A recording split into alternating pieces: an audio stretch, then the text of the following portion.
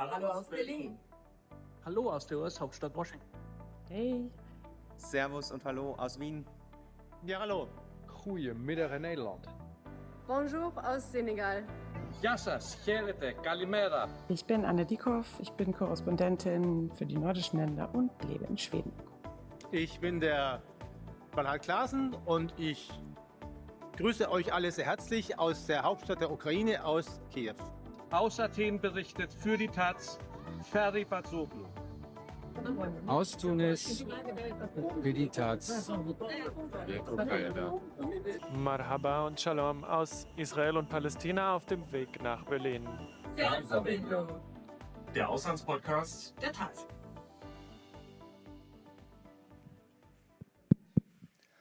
Ja, guten Abend. I just forgot. We have to speak in English tonight, so sorry.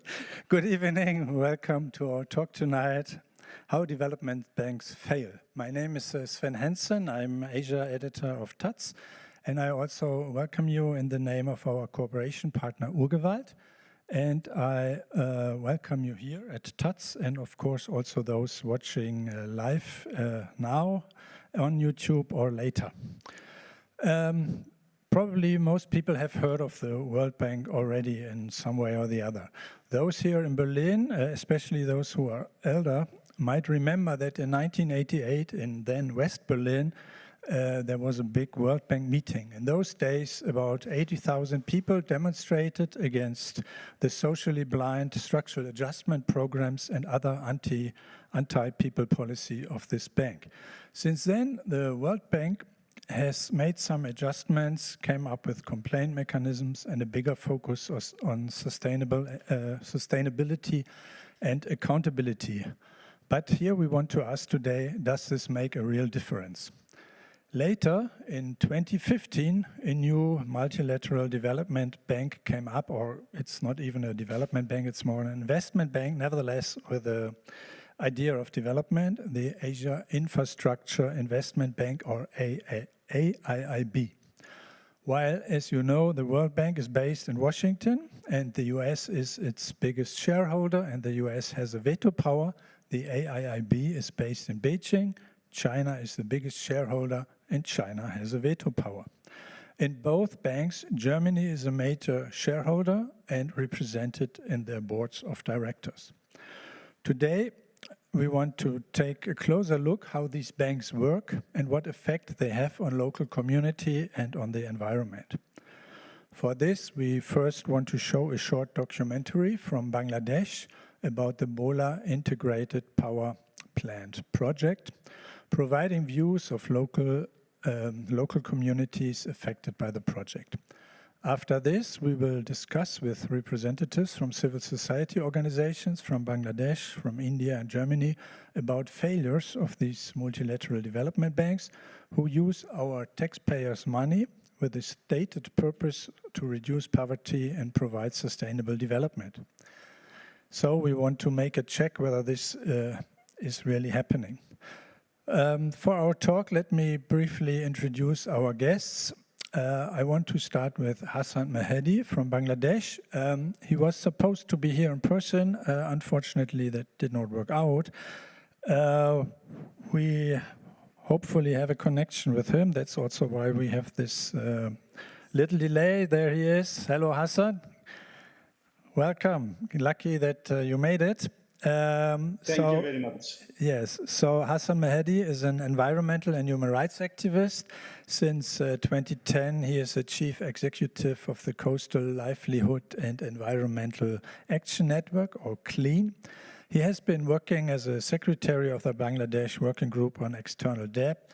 That's a forum of about 43 organizations in Bangladesh. Hasan actively monitors infrastructure projects financed by the Asian Development Bank and by the Asian Infrastructure Investment Bank, especially those which are related to energy, to power, climate. Welcome, Hasan.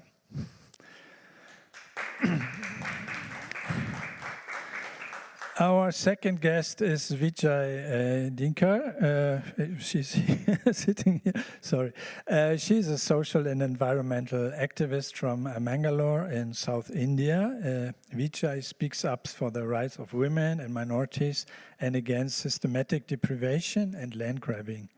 Vidya is the national president of the Indian Social Action Forum.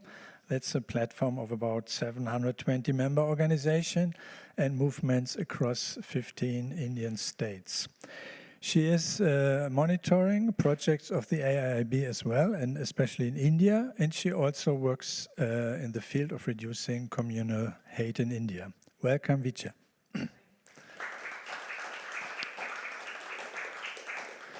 Another guest on the podium will be Dustin Schäfer. He works at the German human rights and environmental NGO Urgewald, who is one of the co-organizers tonight. And he has a strong focus on development financing. Dustin Schäfer is a specialist on complaint mechanisms of multilateral development banks, and he has written his PhD about the inspection panel of the World Bank. Welcome, Dustin. Yeah, okay. After the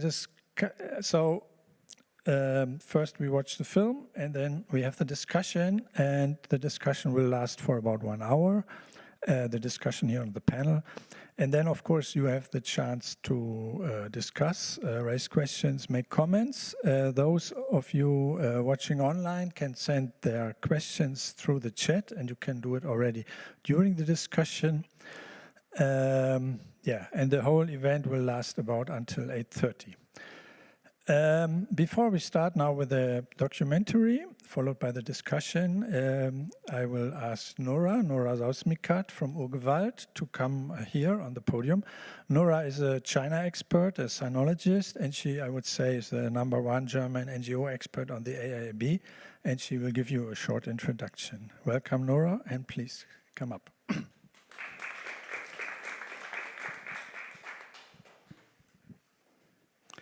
Thank you very much, Sven, and thank you that you all came, and a special thanks to Mehedi, because now it's, I think, midnight now in Bangladesh, so yeah, so it's quite late. Yes, also from Urgewald side, a warm welcome tonight to our today's panel's discussion. We from Urgewald are very happy that we have this cooperation with our old friend Sven here at the TATS, and that you give our guests who are here now already for 1 week, a platform and a channel to the broader audience in Germany to raise their concerns. That's really important for them and for us.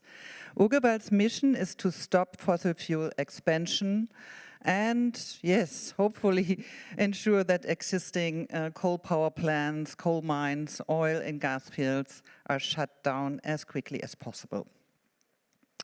So as Sven mentioned, my focus is mainly on AIIB at Urgewald in the so-called MFI team, the Multilateral Finance Institutions team. And yes, we talk about development banks and their role in Asia for the energy transition. Why do we talk about them? Well, because they are crucial when it comes to borrowing money, creating debt, catalyze economic activities, and private investments. G20 governments and the major multilateral development banks provide over $100 billion each year in international finance for energy projects. So this public money, so taxpayers' money, as Sven already mentioned, has an outsized influence on what kind of energy projects are built. The public finance database proved that for every dollar which is going to clean energy, nearly $1 is also flowing to fossil fuels during at least the years 2017 to 2024. But most emerging countries and developing countries have embraced renewable energy at a breathtaking pace. On average, the share of investments in clean energy in this part of the world exceeds 75% according to the World Energy Investment Report. The mandate of these banks are, to quote the World Bank and the Asian Development Bank, to reduce global poverty and, as the AIIB puts it, to promote sustainable development and prosperity. Germany, as Sven also said, is one of the largest shareholders in these banks and therefore bears a certain responsibility.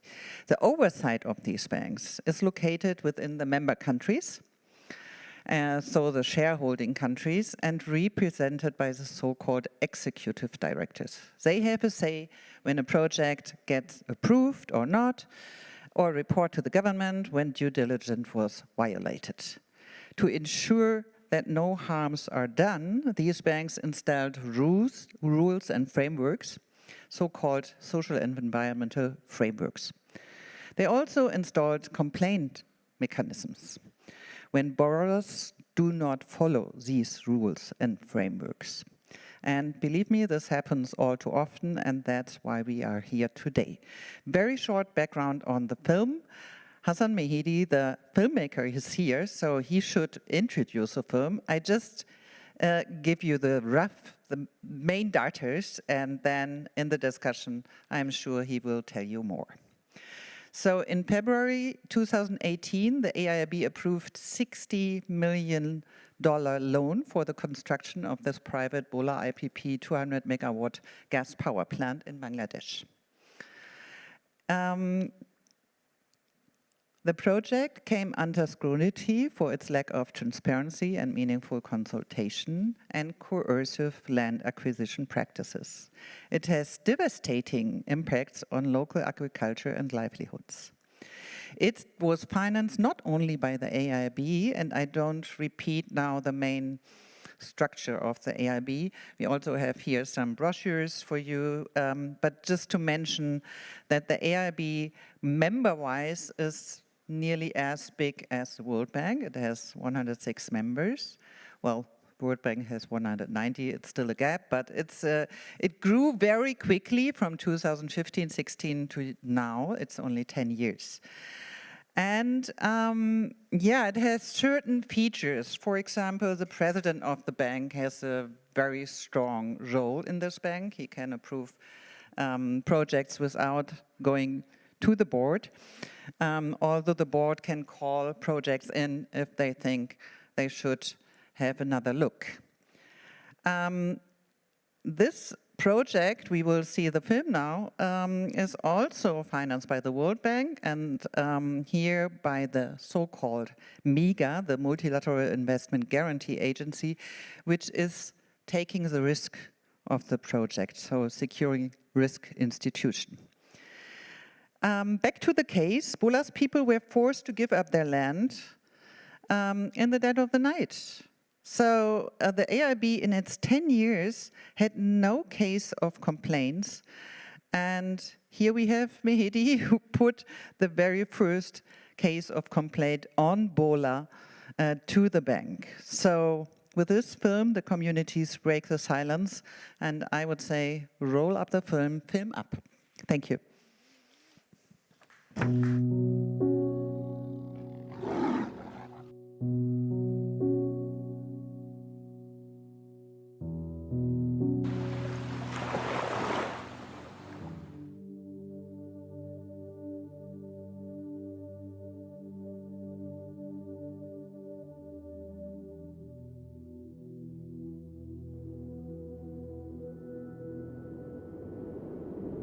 ওরে আইজ আমার বান্ধব কেউ নাই দয়াল গুরু বিহনে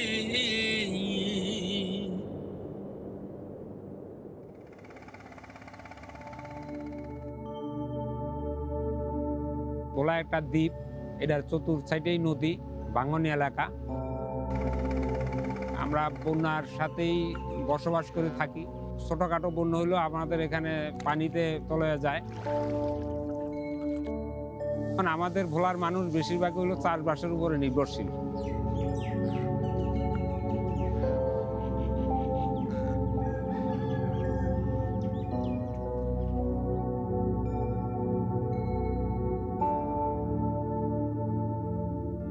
এই যে বড় নদীটা, এই নদীটা দেখতেছেন, এটার নাম কালীগঙ্গা। এটা বোরহানুদ্দিনের অংশে 14 কিলোমিটার। আর এই যে মুখটা দেখা যাচ্ছে একটা শাখা খাল, মান্দারতলী শাখা খাল বলে। এই শাখা খালটার দৈর্ঘ্য প্রায় 2 কিলোমিটার। অন্তত 2.5 থেকে 3,000 হেক্টর কৃষি জমি। এই 6টা মাঠের বর্ষার অতিরিক্ত পানি নিষ্কাশিত হয়।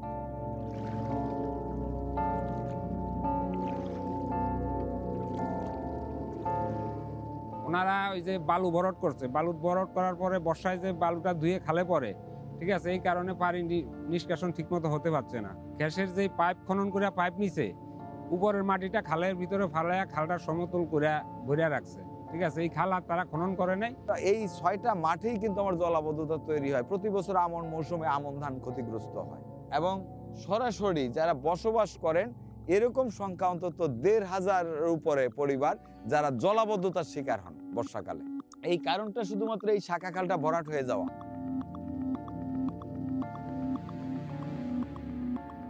পার হলাম করণের পরে তো আমরা আর এটার মধ্যে কোনো ব্যবহারও করতে পারি না। মাছ টাছ তো নাই, হেয়া তো নাই, হেঁটে তো পারি না। অতিরিক্ত বৃষ্টি হইলে বা জোয়ার উঠলে, জল উঠলে আর জল নামে না। কি আমাকে নাই নাতপুর জলে উঠানে আসতে পারে না। আসলে কি জলে কি লই গেল না কি, এই ভয়ে তো আমরা অনেক আতঙ্ক থাকি। মহিলাদের তো বাথরুমের কষ্টে হয়, বাথরুমও যাওয়ার মতন কোনো প্লেস নাই। তো প্রতি মাসে মায়েরা মিন্স হয়, মহিলারা মিন্স হয়, হইলে দেখা যায় যে এরা ন্যাকড়াগুলা ওই জমট জলেই ধোয়া মোছা করে। ধোয়া মোছাগুলো শুকায় যায়, শুকায়, কিন্তু এরাতে জীবাণুগুলা থাকি যায়।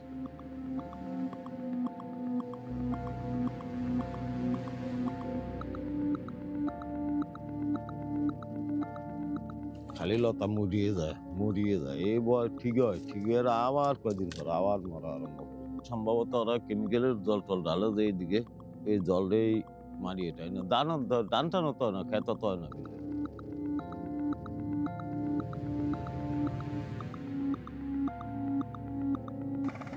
ভোলা হলো বাংলাদেশের একমাত্র দ্বীপ জেলা এবং এটা বে অফ বেঙ্গলের ঠিক মাউথের উপরে।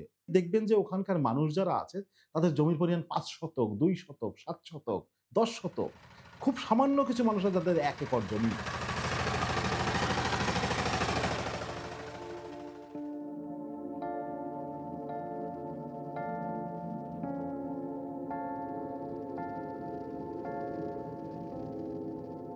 আমার বাড়ি হলো মিদ্যাবাড়ি, পরে 1-150 পরিবারের মানুষ। জায়গা জমি অর্ধেক সময় মেলাই আসিল, প্রচুর ধান হইতো, 5-6 মণ ধান হইতো। আউ কইতো, বুঝছেন, কান্দারিয়াও কইতো, ও টমাটোর হইতো, গোলালু হইতো। আমার জীবনে তো আমি কোনোদিন চাইলেও কিনিনি। 2018 সালে AIIB এই প্রকল্পটি ফেব্রুয়ারি মাসে অনুমোদন করে। তখন মানসিকভাবে এর সাথে সংযুক্ত হয়ে যায় যে এই মানুষগুলোর জন্য কাজ করা দরকার। জায়গা জমির মূল্য আছে, জায়গা জমি আমার নাই, লয়ে গেছে গিয়া। এক নিচে নদী, এক নিচে পাওয়ার বেলা নেই। বেশিরভাগ মানুষ অ্যাকচুয়ালি এই প্রকল্প সম্পর্কে কোনো তথ্য জানে না।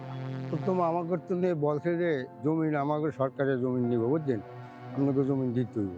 প্রথম জয়েন কনে যে এটা পাওয়ার বেলা নিব, বহুত দালাল ফলে আমাদের যে এটা দেন, এটা আপনার একটা ন্যায্য মূল্য পাইবেন। একটা আলাদা কনসালটেন্সি ফার্ম নিয়োগ করে যারা দেখতে চায় যে স্থানীয় জনগণকে ঠিক মতো টাকা দেওয়া হয়েছে কিনা। তারা দেখতে পায় যে না, সেখানে টাকা পয়সা ঠিক মতো দেওয়া হয়নি। কোন কোম্পানি নিবে তাও আমরা জানি না। আমরা জানি যে বিপ্লব সাহেব এটা জমি অধিগ্রহণ করে নিতেছে, তার তত্ত্বাবধানে জোরপূর্বকভাবে আমিন দিয়ে জমিনগুলা মাপজোপ করে আমাদেরকে না রেখেই তারা মেজারমেন্ট করে ফেলাইছে এবং তারা 20,000 টাকা শতাংশ রেট ফিক্সড করছে। আমাদেরকে রাতের অন্ধকারে, রাত 12টা-1টায় বরামদ্দিন এক প্রতাপশালী নেতার বাসায় নিয়ে রেজিস্ট্রি করে নেয়। কতটুকু জমি আমার তাও আমাকে রেজিস্টার বলেনি। পরে আমার 2 একর 27 জমিন নিছে, 70 জমিনে টিয়া দিছে আপনার 20,000 টাকা দিয়া শতাংশ, আর বাকি টাকা আমরা আইসমান পাই নাই। তো আমাকে ছেলে ফেলে এটার ভিতরে চাকরিও দিব, বুঝছেন, আমার ছেলেকে নামও নিছে। বাবা যখন জমি দলিল দিছিল তখন আমাদেরকে বলছে কর্মসংস্থানের ব্যবস্থা দিবে, কিন্তু আমাদের চাষের জমিটুকু নিয়ে গেল, আমাদেরকে কর্মসংস্থানের ব্যবস্থা দিল না। আমাদের বয়সও শেষ হয়ে যাচ্ছে। না পারি আমরা সইতাম, না পারি আমরা কইতাম, না পারি আমরা পরের কাজ করতাম চোখের শর্মি ইজ্জত যাইব থাক ফেরে বুকলিয়ে ঘর তাই অভিযোগ বাক্সে আমরা একটা দিয়েছিলাম, দেওয়ার পরে তারা কাগজপত্র নিয়ে কি করছে না করছে সেটা হারিয়ে জানি, আমরা তার কোনো প্রতি উত্তর দেয় না। সেটি দেওয়ার পরে এরা এই জমিন মাপছে না কি আসছে আমাকে আর কোনো পাত্তা দেয় না।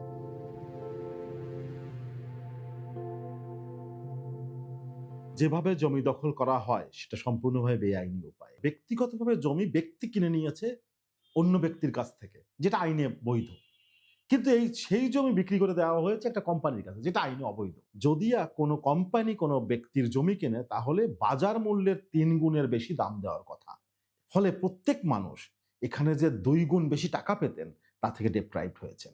185-186 খুঁতান থেকে 3% 73 জমিন আমার কাছ থেকে রেজিস্ট্রি করে আনিছে, কিন্তু আমার 35% জমিন তারা জোরপূর্বকভাবে ওটার বাউন্ডারির ভিতরে অমীমাংসিত রয়ে গেছে, সেটার আমি কোনো বেনিফিট পাই নাই। আমরা কমপ্লেইনটা প্রথম ফাইল করলাম April 8, 2022। Project affected people's mechanism policy অনুযায়ী আর্টিকেল 5.1.8 এ গুড ফেথ এফার্টসে উই ওয়ার ডিমড ইনএলিজিবল। আমরা ইনএলিজিবিলিটির ডিসিশন পেলাম 10 মাস 29 দিন পরে, যেখানে পলিসি বলছে 35 দিনের বেশি হওয়ার কথা না। একটাই টেকনিক্যাল প্রশ্ন করলো, did any of the affected community raise the concerns to AIIB headquarters before the complaint was filed? Borhanuddin উপজেলার কৃষক এবং প্রান্ত সীমার পর্যায়ের মানুষকে এক্সপেক্ট করা হচ্ছে তারা AIIB হেডকোয়ার্টার বেইজিংয়ে কথা তুলবে, তাও প্যান্ডেমিক লকডাউন 2020-2021 এর সময়। এটা কি সম্ভব? AIIB যখন তদন্ত করছে এই প্রকল্পটি, তার মধ্যেই সাপুরজি পালানজি গ্রুপ, যারা মূলত প্রকল্পটি স্পন্সর ছিল, তারা এটা পাওয়ার প্ল্যান্টটা বিক্রি করে দেয় ব্রিডজিং পাওয়ারের কাছে। ব্রিডজিং পাওয়ার একটা ব্রিটিশ কোম্পানি, তাদের কাছে বিক্রি করে দেয়, এবং তাদের কাছে বিক্রি করে দেওয়ার ক্ষেত্রে বিশ্বব্যাংকের একটা শাখা সংগঠন মিগার কাছ থেকে একটা $409 মিলিয়ন গ্যারান্টি পায়, এবং সেই গ্যারান্টির আওতায় তারা বিভিন্ন ব্যাংকের কাছ থেকে ঋণ নেয় এবং ঋণ নিয়ে এই পাওয়ার প্ল্যান্টটা কিনে নেয়। যখন কোনো বড় উন্নয়ন প্রকল্প হয় সেখানে তাদের গ্রান্টার প্রয়োজন হয়। এই যে মিগা আর নামের এই প্রতিষ্ঠানটি, তারা এই কমিউনিটির সাথে কোনো মিটিং করেনি, কমিউনিটির কোনো মতামত নেননি, এলাকার যে প্রাকৃতিক পরিবেশ সেই সম্পর্কে তারা কোনো তোয়াক্কা না করে তারা এই প্রকল্পের গ্রান্টার হয়ে গেলেন। বিশ্ব ব্যাংকে যেন টাকাটা দিল, আমাকে জমিন হইলো আমাকে, মালিক হইলো আমরা, তখন আমাকে টাকাটা কেগো তো ছাড়লো, হেরা যে আমাকে টাকাটা দিল না দিল, হেরা যেন কোনো খোঁজ খবর নিল না। In June 2022, MIGA issued guarantees of up to 407 million for the acquisition and the refinancing of the Nutan Vidyut Bangladesh Limited, which owns and operates the Bola 2 gas-fired power plant. This guarantee protects the equity investment of Actis from the risk of breach of contract and arbitral award default for up to 20 years. MIGA also issued guarantees to the non-shareholder loans of Mizuho Bank, DBS, and the Singapore branches of the Bank of China Limited, ING, SMBC, and Societe Generale against the risks of war and civil disturbance and transfer risk restrictions for up to 18 years. If MIGA pays claims to Bola 2's investors, then it has the option to ask the government of Bangladesh to reimburse that amount to recoup its expenses. AIIB environmental social issues এর 4 জন কাজ করে। There's probably 60 projects in 60 countries right now. And what do these 4 people do? তার মধ্যে যেই ভদ্রলোক social specialist ছিল for Bhola, he quits his job. So social স্পেশালিস্টই তো নাই, আপনার ল্যান্ড অ্যাকুইজিশন দেখবো কি লাইভলিহুড দেখবো? আমাদের তেঁতুলিয়ার পানি হচ্ছে মিঠা পানি, মিঠা পানির মাছ হচ্ছে খুব সুস্বাদ। এখানে মাছ পাওয়া যেত, সব কিছু পাওয়া যেত। এখন যন্ত্র এই পাওয়ার প্ল্যান্টটা হয়ে গেল, তখন আমাকে এখানের মানুষের রিজিক বহুত কমে গেল। বড় নদীর তোন মাছ ছোট নদী তোড়ে ডিম বাচ্চা দেওয়ানোর জন্যে ওখান গাইয়ে দেখে এখানে হামলা চলে, হামলা কি বিষাক্ত পানি, এখানে আর থাকে না, চলে যায়। খুব দ্রুতই যেটা শুরু হবে এবং ইতিমধ্যে দেখা যাচ্ছে তা হলো এই যে পাওয়ার প্ল্যান্ট থেকে যে অতিরিক্ত তাপমাত্রার জল নিষ্কাশন করা হচ্ছে দেহুলার খালে, মাইক্রো অর্গানিজমগুলো জন্ম নেবে না, ফলে মাছ আর ব্রিডিং করবে না ওখানে। এখন ওই এখানে নাই দেখতে বড় নদী চলে যায়, বড় নদী যাই আল্লাহ যাই মিলাই এই জাদু বাচ্চালে খাইয়া বাঁচি। আবার ওই পাশে বলো আবার ওখান গিয়া পরগ্রাম নিতে আসে বোয়ানোর জন্য। এলে তো আর এই নদীর কিছুই থাকবে না, একটা পোকও থাকবে না। দ্বিতীয়ত হলো যে এখান থেকে যে নির্গত হওয়া ধোঁয়া, সে কারণে মানুষ বক্ষব্যাধিতে ভুগবে খুব বেশি। আরেকটা বড় জায়গা হলো প্রজনন স্বাস্থ্য, নারীরা স্পেশালি প্রজনন ক্ষমতা কমে যাবে তাদের। রাজাহাঁসটা ধরেন ডিম পারে ঠিকই, বসে ঠিকই, আইয়া পানিতে গা গোসল দিয়ে যে আবার তলপেটে যেই পানিটা থাকে ওই পানিটা ডিমে লাগলেই ডিম বাদ, আর ফোটে না।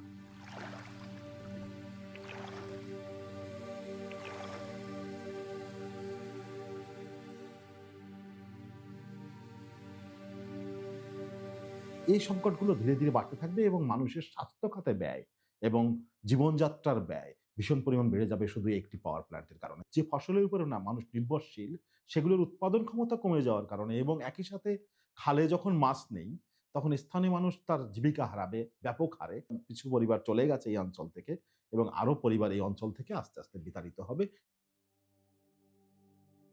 ওরে দয়াল ডুবু ডুবু তরি আমি কেমনে ধরি পারি, আমার হালের বইটা খাইল রে গুনে, এ দয়াল গুরু বিহনে, ওরে আর আমার বান্ধব কেউ নাই, নাই রে মজিব বাবা তুমি বিহনে।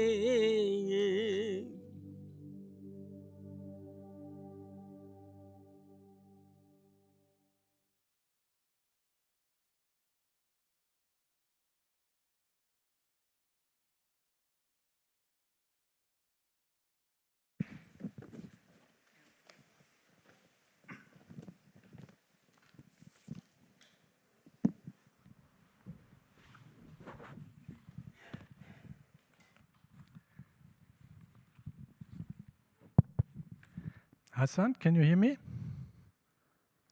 Yes, I can hear you. Okay, great. Can you hear me? Yes, we have, very good. Yeah, thank you for the film. It was quite impressive. I want to start with you.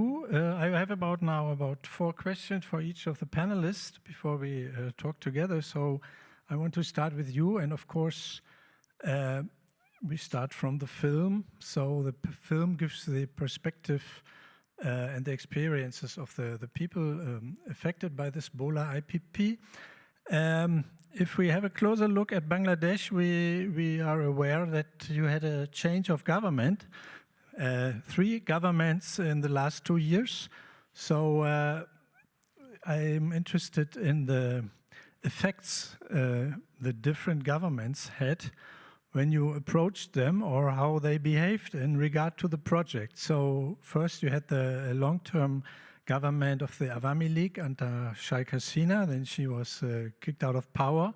You had the transition government by Muhammad Yunus, Nobel Peace Prize winner, founder of the microcredit Grameen Bank, used to be called the banker of the poor.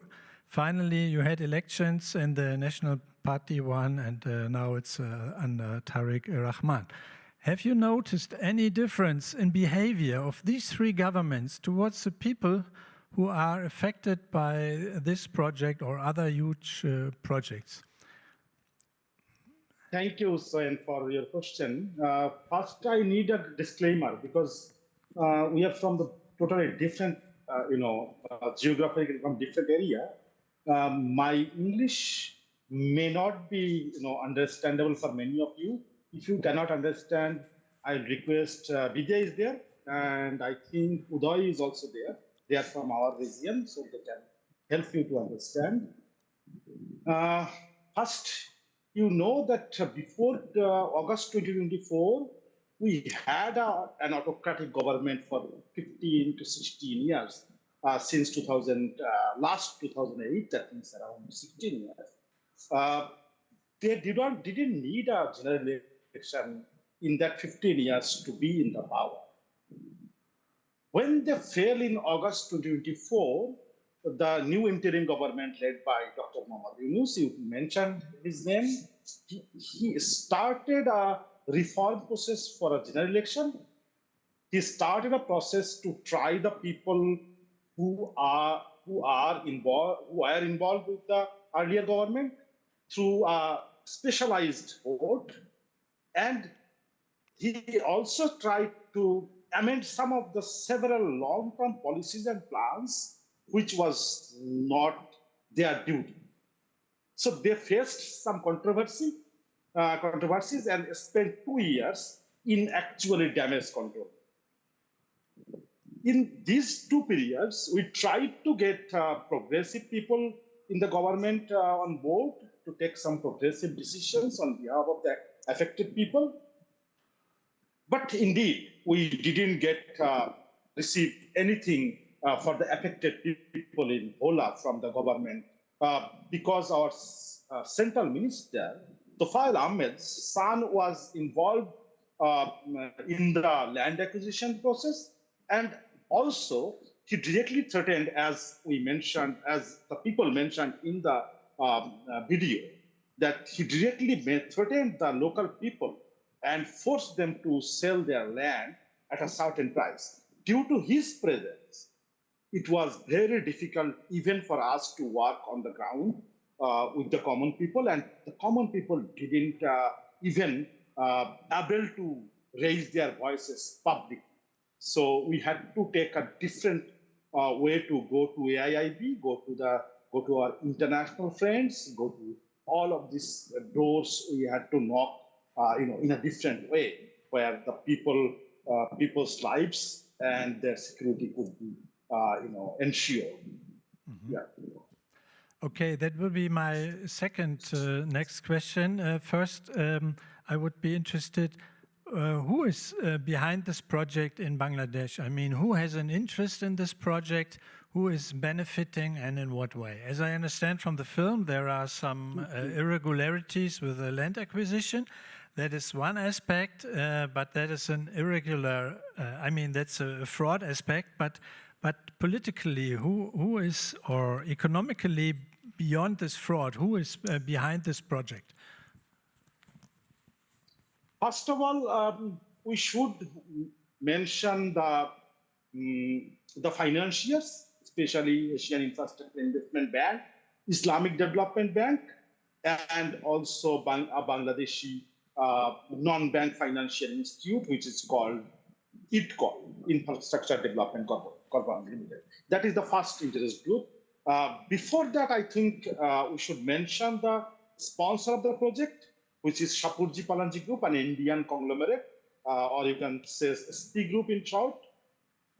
So now what happened is actually during the investigation process of the AIIB's Project Affected People's Mechanism, or PPM, this Shapurji Palanji Group, they sold the whole power plant to Bridging Power, which is a Singapore-based subsidiary of a UK-based company called Actis Capital. So now a highly emitting gas power plant is owned by a company which comes from a UNFCCC Annex 1 country, the United Kingdom. Note that the United Kingdom is one of the countries committed to achieving net zero emissions across its economic sectors by 2050. Now, the UK is emitting in Bangladesh while reducing emissions in their own country. So it is called the energy colonialism based on the mantra, which is, destroy the global south and make money for the global north. Here it is United Kingdom. Mm-hmm. Now here comes the World Bank and its guarantee wing or arm, the Multilateral Investment Guarantee Agency, or MIGA. So MIGA provided $407 million for the project. The institutions include, I am mentioning the names because that gives you the political aspect of the whole thing. The DBS Bank, Singapore, the ING Bank, Netherlands, the Mizuho Bank, Japan, the Sumitomo Mitsui Banking Corporation, SMBC, from Japan, Société Générale from France, Bayfront Infrastructure Capital from Singapore, and Bank of China from China. It is interesting to see a Chinese bank is getting this guarantee money from a West-led institution. It is also interesting that all the banks across the spectrum joined together to secure their share of the cake from this fossil fuel project. So you know who has this have this interest on the project now. Yeah, but to me it sounds a bit simple. I mean, it sounds like a, how to say, conspiracy theory. I mean, usually politicians, to get elected, they promise electricity, they promise development, and then they get elected because the promise sounds attractive for many people, and especially attractive for people in cities. So I see usually with these projects a conflict between city and, or let's say, urban and rural areas. So that is this the case in here as well, that urban people want to get the electricity, they want to, I don't know, recharge their mobile phones, they want to have a refrigerator, they want to surf in the internet, and for them it's important to get electricity, and they don't care that much where the electricity comes from, yeah? And people in the countryside, they, how to say, their resources, which is nature, land, water, is this way taken away because it is destroyed by these kind of development projects. Usually I see in many countries a conflict beyond, let's say, financial interests by banks or companies. Is this also in the case in Bangladesh? And is there an awareness by people in urban areas that they might create a problem with their, let's say, lifestyle? Yeah, you're 100% correct, and it is almost the same all over the world. If you look at the district of Bhola, where the power plant is located, the district requires around 17 megawatt of electricity to meet the demand of its inhabitants, its area, territory. But there are 2 power plants there in the district with a capacity of 450 megawatt. The people do not need this much electricity. But the people living in Dhaka, in the capital city of Bangladesh, they consume almost 33% of Bangladesh's total electricity. So when China began financing the massive coal power plants in Bangladesh, we asked them, why are you not constructing these power plants in a park in Dhaka city?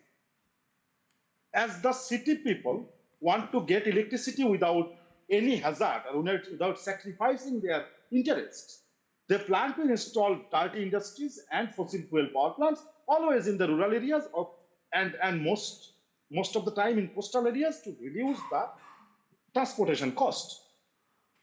Where the people, these local people or the coastal people, they live with almost zero emissions because they have trees, they have plants, they use their own plants, they use the very basic food. They don't go for highly processed food. Again, please note that the districts in most of the districts in Bangladesh require around 12 to 18 megawatt of power, which can be easily generated by solar power on around 40 to 50 acres of land. It is cheaper and easier to install. You do not need a big consultant or big engineering firm or $1 billion to install this type of power projects or the community-based small installation. But the masculine energy system, which wants the most power to control everything, they will not agree. They live in the capital city, they live in the big cities. They do not agree to do that because that will not ensure the interest of urban people, which is you can think globally or nationally. Yeah, that is the picture all over the world. Yeah. Please tell us about the development of your struggle. I mean, as I understood before, you were the first to complain at the AIIB, and so how was it? How were the first reactions? Did you how did it develop, and also how did the government, the local media, maybe different parties, And of course, the bank and the other banks, how did they react? And I mean, the struggle is for many years already. So how do you see a development or an opening up to your criticism, or don't they listen at all? How is it? Yeah, this is mixed actually, Swen. First, I should mention that on behalf of the local affected people, we submitted at least 34 letters to AIIB safeguard team and the project management team, and also the project sponsor. We have raised the issues in AIIB annual meetings since 2018 in Mumbai, 2019 in Luxembourg, then 2020 and 2021 there was no annual meeting. In physical annual meeting there is no. The AIIB social and environmental team was supposed to visit Bhola in December 2019, according to our discussion in Luxembourg, while many of our friends are there. But they didn't. Then the pandemic happened.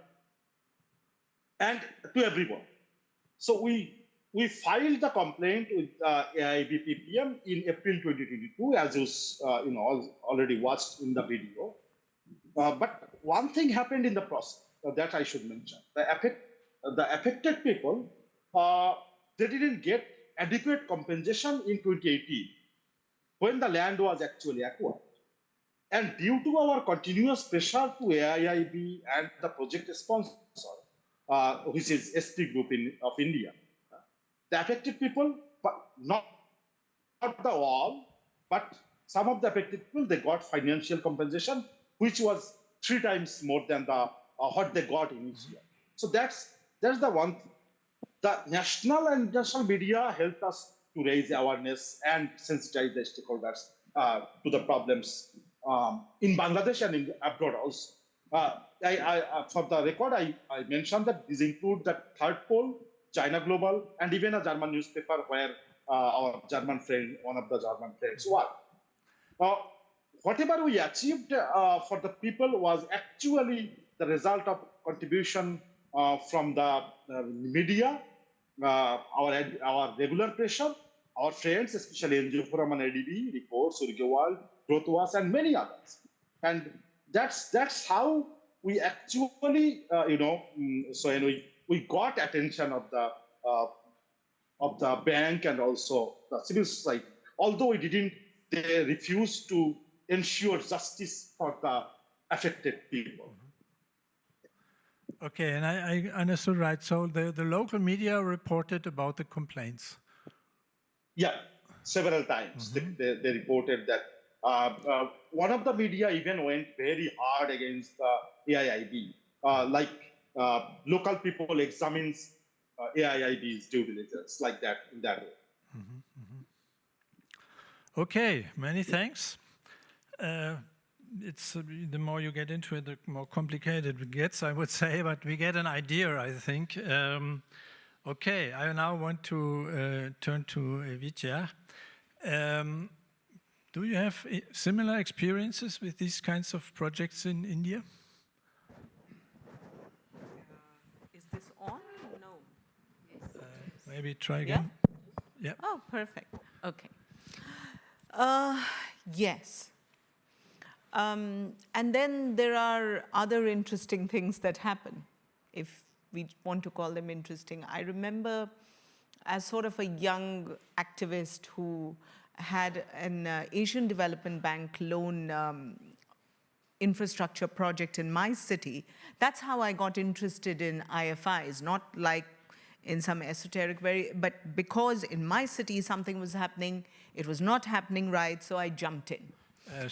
You use an abbreviation, IFIs, International Financial Institutions, yes? That's right. Sven is allowed to be professor today. No, I mean, this is development speak you're using. Not everybody is familiar with that, yeah? Okay, yeah. Continue, go on, so, please. I think that little group there, with no external support, with just enthusiasm and wanting things better for the city, did a bloody good job. And therefore, we were invited to Manila, where the Asian Development Bank has its headquarters, to speak with the water specialists and, you know, the top safeguards officials. I didn't even know they had a safeguards sort of team. I had no concept.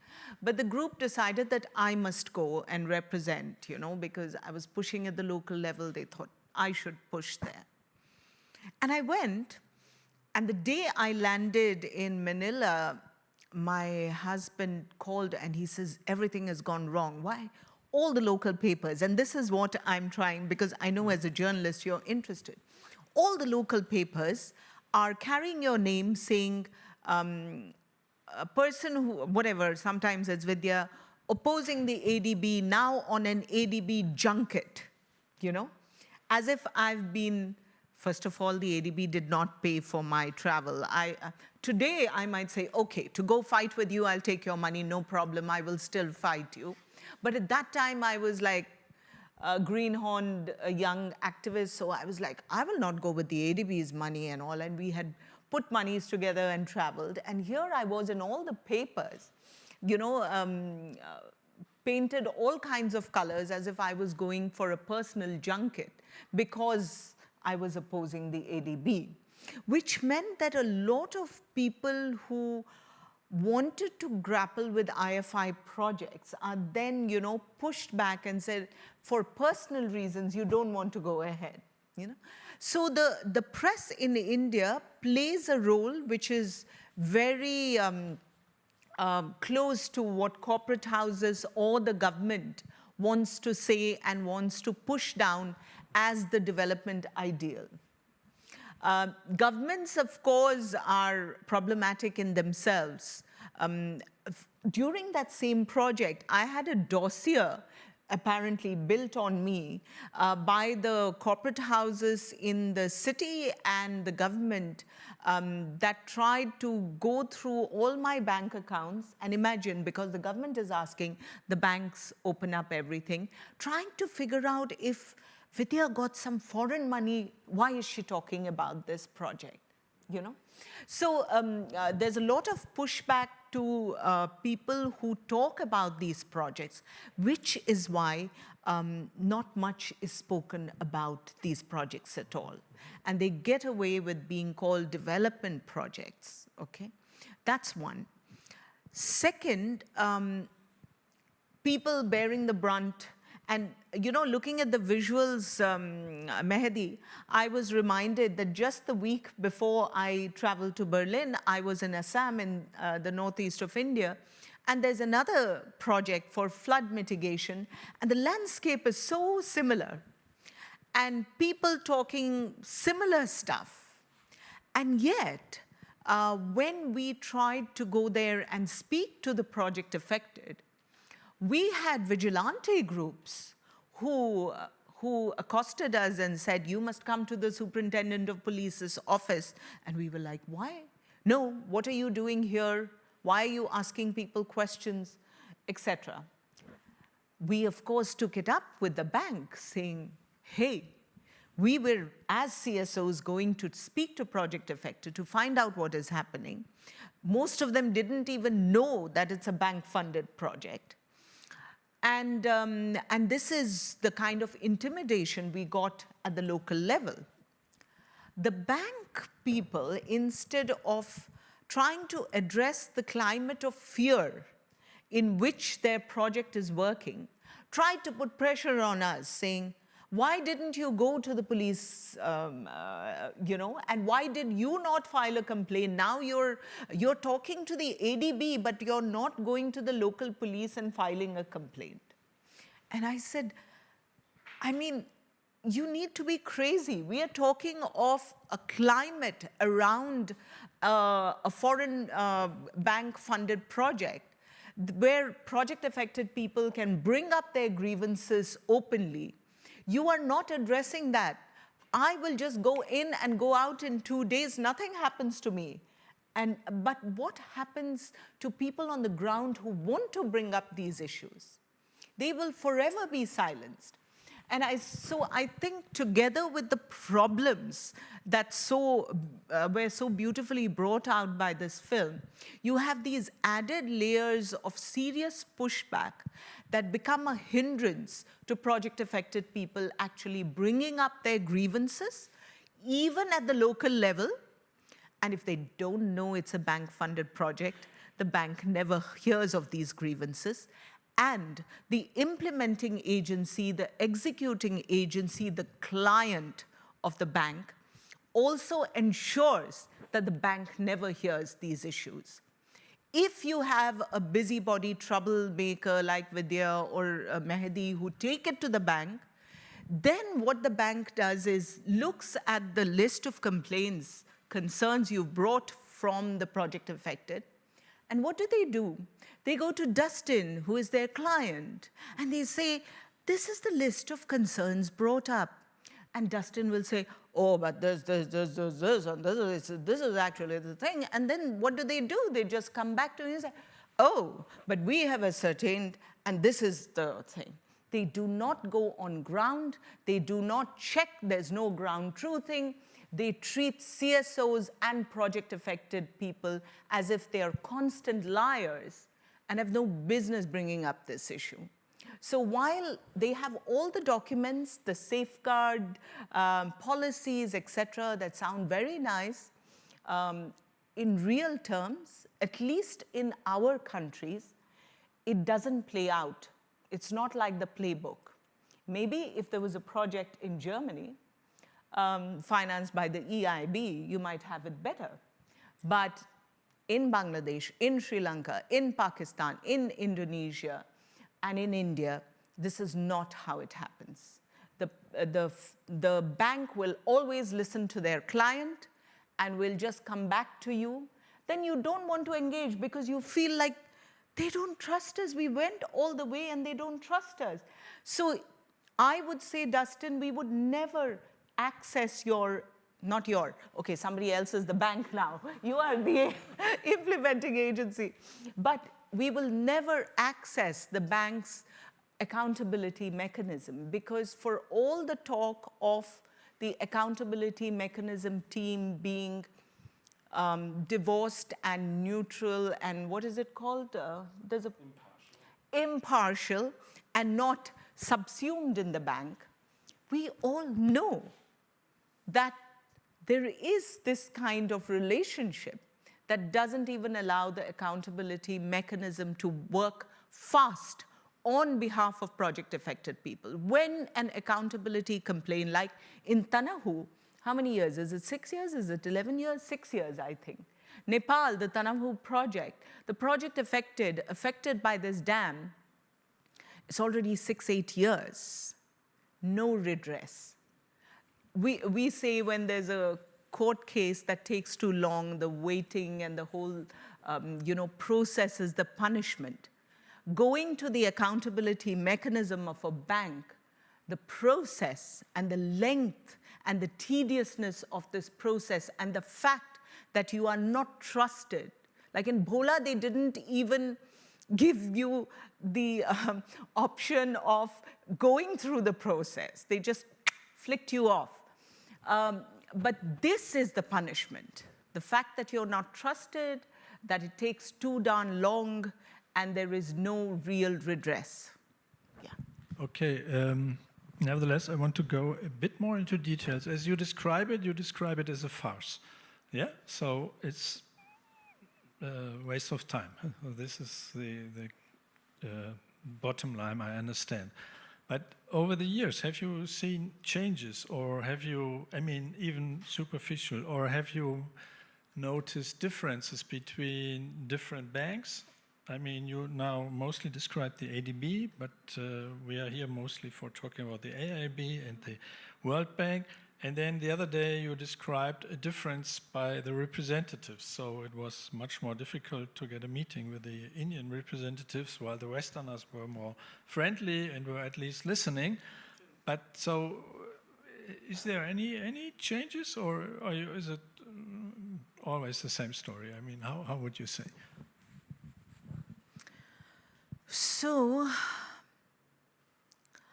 I think when it comes to certain CSOs who do policy dialogues with the banks, they might tell you, oh, the banks are listening to us, we're talking to them, or the policy has improved, etc.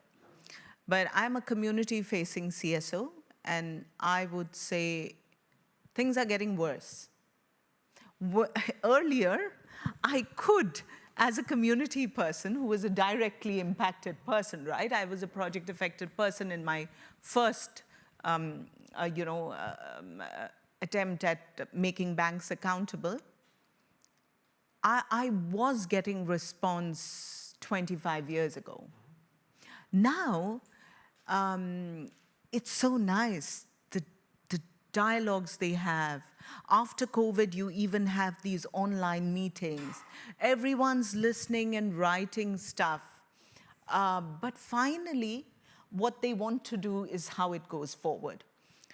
And yes, you're right, Sven, that it's very, very difficult for us to get our own ED. And remember, India is a major player, whether it's at the AIIB, whether it's the World Bank, the Asian Development Bank. We're a big shareholder, we're really big borrowers. So we have some power and pelf at these banks. But do we meet the Indian ED? Does the Indian ED make time to talk to us? No. At the last AIIB meeting in Beijing, middle of last year, we finally got the Indian ED to meet us. Maybe because he was South Indian and a little more okay, and his assistant was actually from my region. So I don't know how it came about, but we actually had a nice civil dialogue with a nice civil man, which is the first ever since AIIB opened. So it's almost like 9 years last year. Until then, we had not. After that, he was quickly removed after that. And we have written to the woman who took up his place, saying we had a dialogue, these are the things we discussed. We discussed about the project affected people's mechanism and our concerns. We discussed about the gender action plan. We discussed about the specific project that I was following up, which is the Bangalore Metro Rail project. And we would like to bring these concerns to you because Mr. Solomon Arokia Raj is no longer the ED, no response. So we are back to square one, where our own EDs do not give us time or attention. And I think how you I explain understand that? Is it arrogance yes. of power, or what is that? How you explain? So these people who are EDs are either bankers or part of the Indian Administrative Service. And the Indian Administrative Service, the Indian bureaucracy, is what the British Raj built. So it was not to serve the natives. It was not designed to serve the people of India. It was designed to serve the British Raj. It was designed to serve the people with power and money. But the British Raj is over. Stole, yes. But the bureaucracy is a remnant of the British Raj in India. And so it treats the ordinary Indians with the same contempt. And you know, when I was a young sort of activist, and I would go with older activists to meet the district collector, who's at the apex of the administration, and he's an Indian Administrative Service official, I would notice all these seniors, and they're men who should be more powerful in our societies, they would be actually standing before the district collector like this. And I'm looking at them, why are you standing like this? If I decide... Please take the mic for this. And I would be looking at them and like actually nudging them, saying, where is the goddamn spine? But this is the way Indian people behave with their own bureaucracy, because the bureaucracy treats them like that. Right, Uday? You actually find people who are actually so servile before. And so I think it is that mindset, Sven, that they bring, where even when they have a short-term ED-ship at a bank. They're still part of that same mindset. Project-affected people don't matter. CSOs are just troublemakers and anti-nationals, and they shouldn't be given time. Okay, the other day you said you made different you have different experiences with Western representatives, but the bottom line is the same. Can you elaborate on that?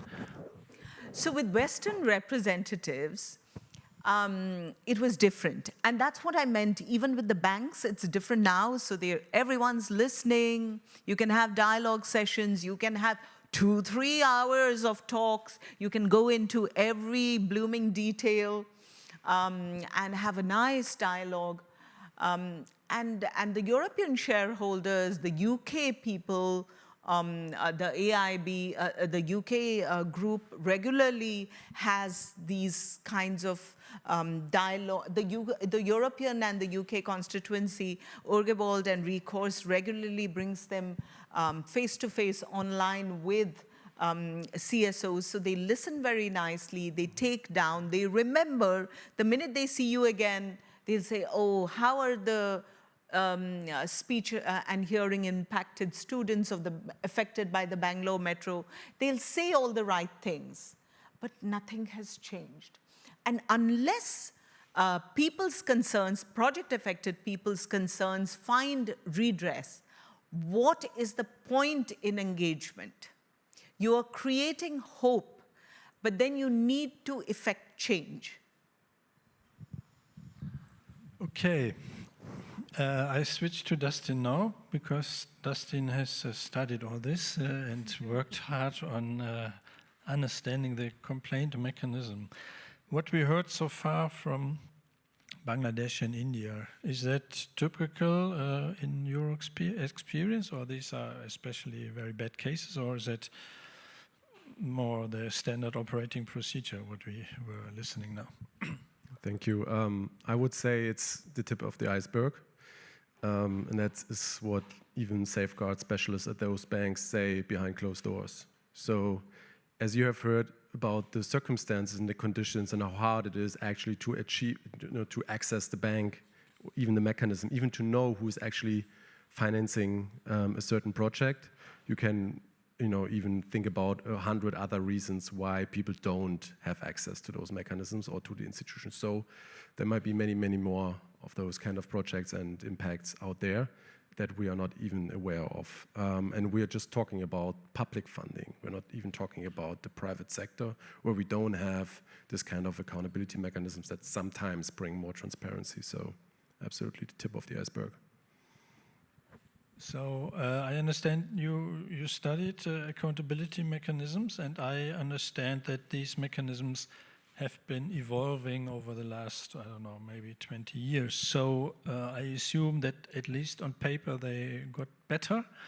They got maybe more efficient, more complex. How does this fit to the reality? So on the one hand, better complaint mechanisms. On the other hand, do you see any achievements? Well, first of all, there are many different accountability mechanisms. So the first mechanism was established 35 years ago at the World Bank. There was the inspection panel, actually established in reaction to a worldwide movement that started in India, the Namada Bachao Andolan movement. And the movement actually created such a political pressure on the bank that they had to do something about the problem. So not acting was more painful than acting, actually. So the accountability principle as such was the way out for the bank at the time. Since then, the US, and we have to call it here the good hegemon, so to say, made sure as the biggest shareholder or major shareholder at several banks that all the other banks also started establishing those accountability mechanisms, basically to level the playing field. So all the banks, all major development banks, multilateral, also bilateral, have those kind of mechanisms. The mechanisms are different. They have different policies. Sometimes they are more accessible. Sometimes they have stronger mandates to actually recommend some things towards the management. So it's, you have to compare them. But maybe the even more important part of this is to understand accountability is not only an issue about the mechanisms, but the bigger part is the institution itself. So the question how the institution reacts. So what is the culture, what is the incentive structure within the bank actually that would, at least in theory, allow that those complaints actually change operations in the long term. And this is totally different from institution to institution, but also from mechanism to mechanism. So I think there were a lot of big achievements, and there were also very positive cases where there were actually outcomes. So it's not just the case. Can you name an example? Yeah, for example, at the World Bank, we had the Transport Sector Development Project in Uganda, which was a devastating project in terms of the negative impacts. There was a lot of gender-based violence involved, and the bank, ignored the project for many months and even 1.5 years roughly, until the pressure and transparency came up in a way that they had to react actually. And in that case, basically, they have set up a big fund in order to actually compensate the people. They have investigated the worldwide project portfolio to make sure that they prevent other negative impacts in their portfolio. So, and it's very hard to say to which extent those mechanisms already, but also in this case, have prevented further harm. So you don't have the counter factual evidence there to say, so how worse it would be if we wouldn't have those mechanisms, if we wouldn't have those checks and balances in place. So. Can I come in? Yes, of course. Go ahead. So the mechanism, so as an activist, using the mechanism can be part of strategic action. And I think in that way, having an accountability mechanism is important. I'm looking at it only from our point of view, not from the banks. It is their responsibility, of course. But sometimes you need to put enough pressure on behalf of the project affected onto a project and keep fighting it and stalling it, which an accountability mechanism complaint can sometimes help with, until there is perhaps a change in the way the government sees it. So for example, in India, there was this new capital city development project that the World Bank had come up with, and AIIB also wanted to invest in. And the inspection panel came in and it wrote a damning report. And they said what people were saying, that there was coercion, there was, sort of corruption, etc. The inspection panel listed out. By that time, the government changed. And the new government didn't want to follow this flagship project of the old government. And so they dropped it. Now that old government has come back, suddenly the whole Amravati capital city project comes back. But then we have the inspection panel report from last time, and we say, hey, this has been problematic. There are so many legacy issues when it comes to this project. So this time, the ADB and the World Bank are going to fund the new avatar of this project. And we say, hey, all the legacy issues are still there. The inspection panel report is there. But they're like, this is a new project. So the legacy issues have not gone away. 300 farmers are still having issues from that time, but they tend to ignore it. This is a new project. This is what we are looking at, and this is what we'll do. But there is the possibility of a new complaint a little later on. But as a strategy, going to the AM, to the accountability mechanism, serves some projects well from our side. Yeah. Dustin, if you compare, let's say, World Bank and AIIB, you see any differences, or is the World Bank, let's say, more progressive or more sound than the other, or is it not a big difference? I think there are many differences. First of all, as I've mentioned, the culture. So the bank is used to deal with cases since 35 years because they were the first. So there's a lot of expertise within the bank. There are a lot of safeguard specialists, as it has been mentioned, I think, before. So definitely depends how much resources you basically have in the bank to deal with those issues. If you only have 4 and 1 is leaving the bank, obviously you can't deal with the whole portfolio. In the bank, I believe we have like roughly like 700 or 800 environmental and social experts at the World Bank. So there's a lot of capacity to deal with those issues.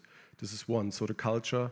The other aspect is also obviously the political environment. So depending about the dynamics between the shareholder and the voting power, you might have better or less better chances to influence. At the World Bank, obviously, for many, many decades, we had the US as the biggest shareholder, who was, in context of accountability, was very strong, actually. They helped a lot. So if we had a problem with a certain project, our partners in Washington, D.C. could heavily influence the decision-making at the board over the US, and by that also get remedy for affected people. So culture, political dynamics at the board level, but also attention, public attention. World Bank is still the biggest bank, so by volume, you could roughly say the World Bank is still 10 times bigger than the AIIB. So the global attention on the World Bank is there. So if something goes wrong, media reports about it, and this is something that causes a lot of attention from management, highest management.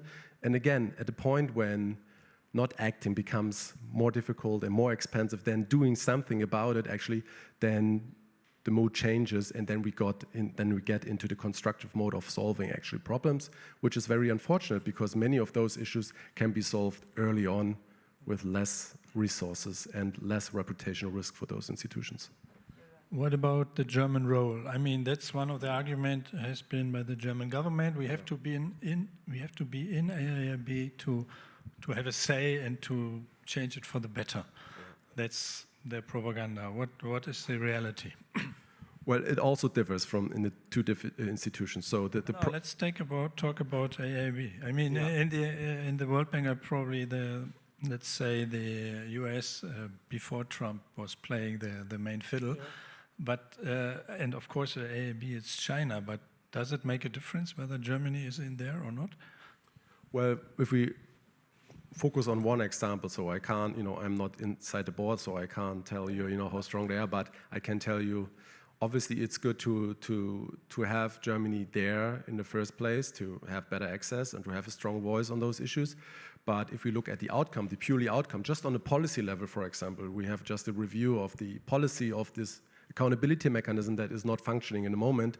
And we have dealt with the institution for almost 2 years. I don't know how many of meetings and hours we have spent with several NGOs, and the policy is still very weak. So, and obviously then we hear even from those shareholders who try to improve, they say, well, we have China, we have India, we have Russia, we have other more powerful shareholders, and we're not alone here, so it's a multilateral organization. So I couldn't say that Germany has made a major impact so far, because until now, after 8 years, as we have heard, they have not processed a single case. And as I said at the beginning, I'm pretty sure it's only the tip of the iceberg. I want to comment on that. Yes, go ahead. So the AIIB is very clever that it hands over the responsibility of safeguards to, they bring in another, or they go into projects where some other bank is the lead financier. So they are the smaller co-financier, and then they say the lead bank systems work. And so it's like a smoke screen. We in Asia think, oh, it's actually an Asian bank. We can approach them, and it's easier for us to make them see what is happening. And it's just a waste of time. They'll just talk with you. You were talking about how 4 people and that one person who went halfway through the Bhola guy, we were talking to him about the Bangalore Metro, and he was so clueless. He was talking about some other institution, and we would tell him, no, our complaint is about this. And he was like, blah, blah, blah, blah, and typical, I know all, and South Asian, older male, I know best kind of attitude. And he was talking of a completely different thing, not about what our concern was. So it could be that 4 people having to look at about 70 projects is a problem for them. But they were not, it's that culture you talked of. But coming back to, oh my God, I lost my train of thought. About the role of Germany within the AIIB. Yeah, no. I wanted to talk about adding something in the Bangalore metro case. There was something that anyway, if it comes back to me, I will come back. Okay, I'm now finished with the round where I kind of interview you all separately, so I want to have it now as the 3 of us, and I want to start again with Hasan. What, in your opinion, has to change at the banks? I mean, when you explained the Ebola case, it became obvious that there are so many development banks, but also private banks involved. So I wonder, I mean, we now talk about the development banks. What, in your opinion, has to basically change there? So, first of all, they need to be honest. Okay, that's very straight and period on that. They need to be honest, and then when they commit something... Can you elaborate what you mean by honest? Okay. One thing, when you are talking that you are Paris aligned, you are speaking, not even writing, speaking that we are Paris aligned. And then you are financing for gas projects, you are financing for waste to energy projects, you are financing for big, highly emitting industries, and you are talking, but you are not ashamed to talk about. That is where you need to be. You means I'm sorry. So anyway, I'm not meaning you. That is where they need to be honest. Second thing is when they commit something in the policy, there should not be diluting words, diluting phrases. In a timely manner. We will deliver your information in a timely manner. That doesn't mean anything. You have to mention it straight and clearly that when you are going to give me information of a project, how many days before your approval of the project. That is specific, should be. In many, I'm not mentioning one after another in all the clauses, etc. I'm just mentioning these things. Third thing is, this lean, clean, and green doesn't work. In the perspective, when you need to monitor a project, when you need to work with the communities, you are saying, yeah, we are lean, we don't have people.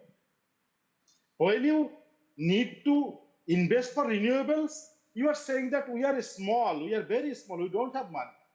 But when you are financing for the fossil fuels, you have money. So this type of, popular slogans without any meaning doesn't work. So these 3 major. And one more thing is, I don't know whether I can frame it out or not, but most of the people in AIIB is from corporate world. They are not from any, development world. That they are concerned about climate change. They are earlier they were activists or something on climate change. They are not. They are from a big corporate house like investing corporation or asset managers. So they are not the people's people. They are corporate. Yeah, that's it. I wonder that I would probably have mentioned in the first place, let's say, transparency. You have not. You mean honesty and transparency? Information disclosure also transparency. Yeah. But they're very transparent that they want to be lean and efficient, which comes from what Mehedi said, the corporate sector kind of talk. And now I remember that what I was talking is the co-financing route that they use, where someone else is the lead financier, so the lead financier systems work. So that's why you can manage with 3 people in your safeguards team, because you're not doing any due diligence. You're not seeing whether your, whatever your policies are, whether they are actually implemented. You're just giving that off to the lead financier, then why is your money going in? And how are you seeing that that money is not misused in this project? Okay, Yeah, Vidya, Hasan, one more go thing. ahead. Yeah, just 1 minute I'm adding. This is the corporate mindset where they think that per $100 income, how much money I am spending for human resources or the due diligence. That is the corporate mind. $98 they will save and $2 they will spend for these environmental, social, all safeguards. That is the mindset here. Okay, Dustin, what you think has to change at these banks? Well, what was mentioned implicitly is what also relates to the question of impact, is that the culture of the people that come into the institutions is different. And for example, in Germany, we can already see that in terms of whether you talk about the AIIB, which is overseen by the finance ministry, whereas the World Bank is overseen by the development ministry. So we have totally different people working on those issues with a lot of knowledge and experience on development, environmental, and social issues, and so on and so forth. So this is something where I would say, from a German political perspective and development perspective, I would say we have to get this all together and think about, what is the priority in terms of development and international cooperation, and make sure that we are aligned within Germany on those institutions, also to streamline high standards in all of those institutions. This is one aspect, I think, where we could become better. The other question then obviously is to change the incentive systems. So for staff, actually, everyone knows that from us, from day-to-day business, and no matter where you work, you know actually what the explicit and implicit goals are for the kind of task that you have. And if you are an investment officer at a bank and you know you will be valued by the volume that you get out of the door for your investments, it will influence your decision-making day-to-day. And then you might tend also to maybe prepare a way bigger energy gas project in Bola than rather several small decentralized projects that might be way better in terms of energy access for local people. And these are things that we have to consider, so on a more structural way. And what has to change with the accountability mechanisms? Well, the mechanisms try to become better, but then again, the board and the executive directors of those institutions, they set the rules for those mechanisms. So Germany and other countries of those institutions, they have to improve their mandates, basically. They have to make them more accessible in the first place so that people can find out that they can access them, and also they have to improve the power, actually, for example, to stop a project. So if a complaint mechanism goes to Bola and finds out there's a lot of issues ongoing, in the best case scenario if it works so far, then they have the power to stop it in order to create such a political pressure, even for the investment team, to actually look into the issues. This is something they have to change as soon as possible. But obviously, there are also, at the same time, many shareholders that have no interest in improving access and the power for those mechanisms. Yeah, I see the same problem with environmental impact assessments. They are not there to say, okay, maybe the project is not good for the environment, but they are there to find ways and means that despite that the project is not good for the environment, it can go ahead. Yeah. So. Unfortunately, these kinds of processes become just ticking off the boxes and then pushing through. For example, with the waste to energy project just outside of Dhaka city, I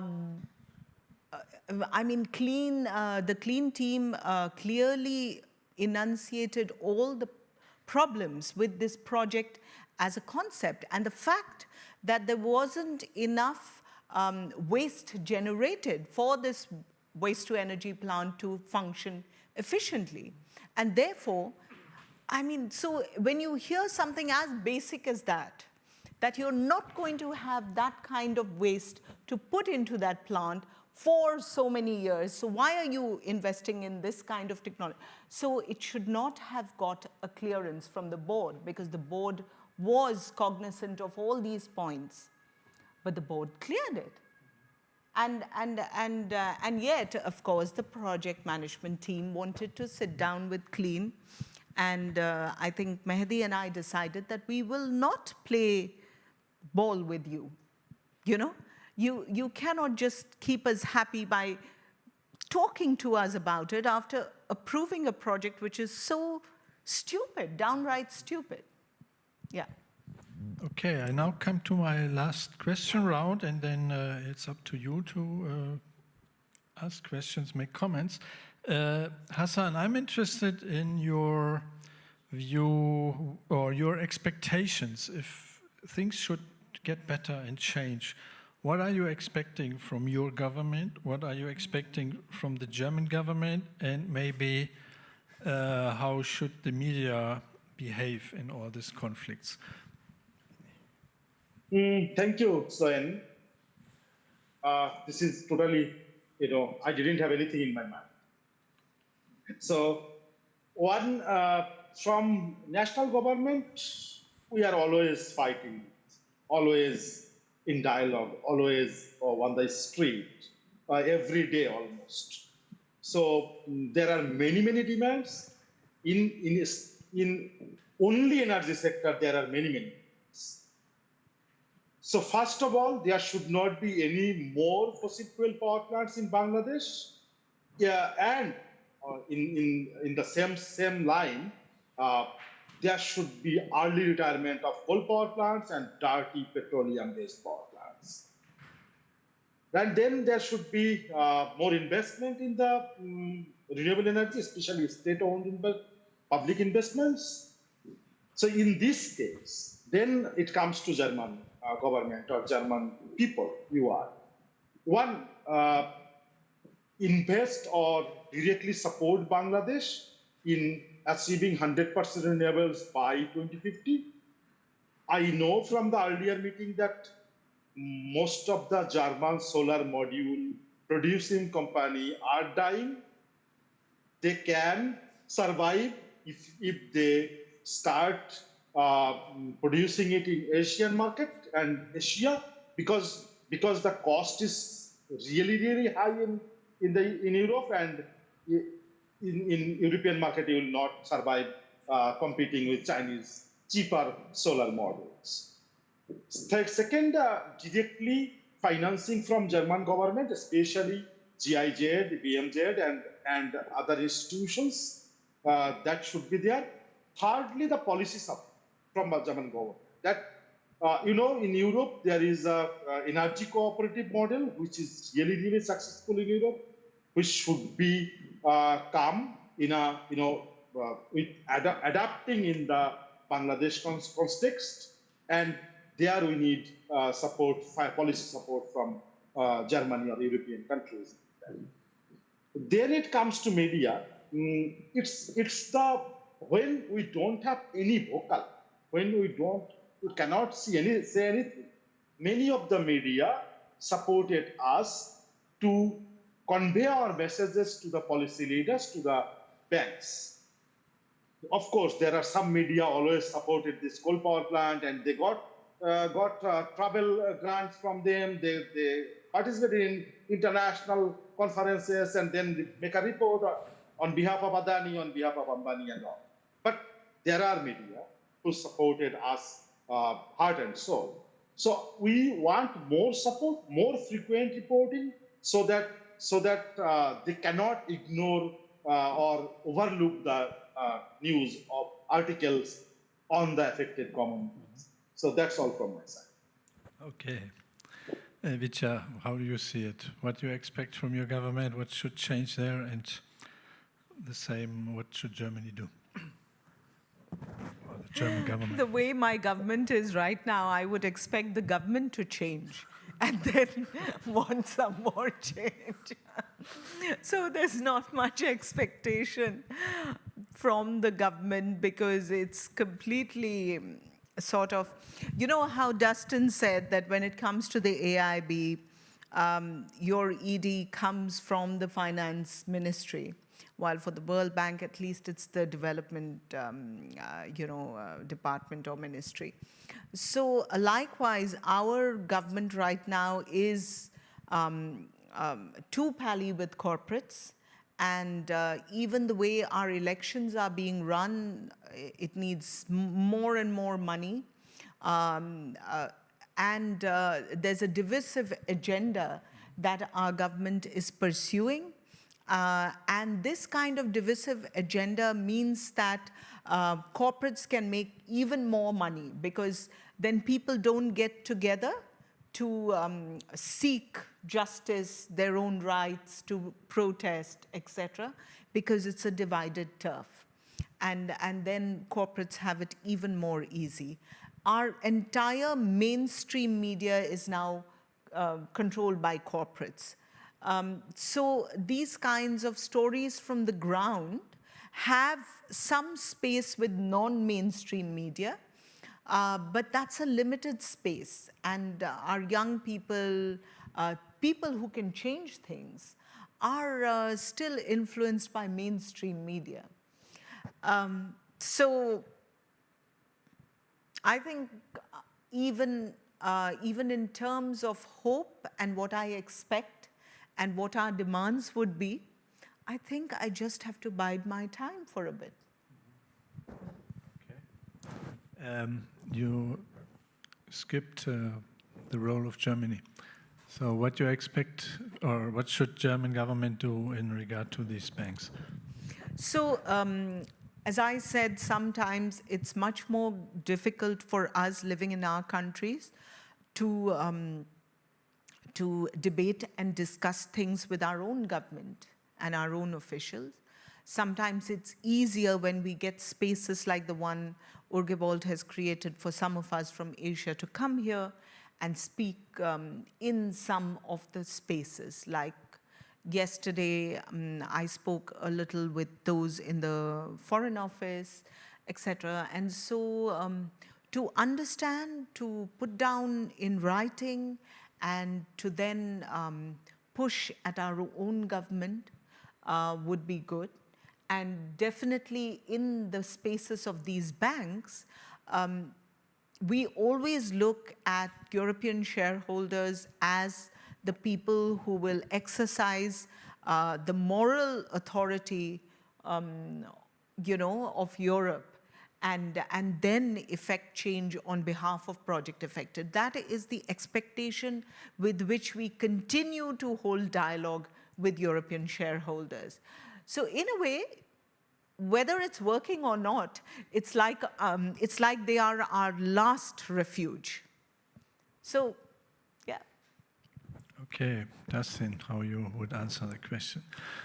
These questions about what should change with the governments in those countries, and then what reforms you wish should happen in Germany. Well, I would hope that every government around the world that actually signs those contracts and with that agrees to the environmental and social standards, that they will uphold them and help to actually implement accountability and not refuse it. So what we have in many cases is that, for example, the Indian government or other governments who have signed those contracts and say, well, these are our standards, that's why we receive the money, and then say, well, you interfere in our domestic issues. But before that, they all agreed in writing, that is our rules of the game.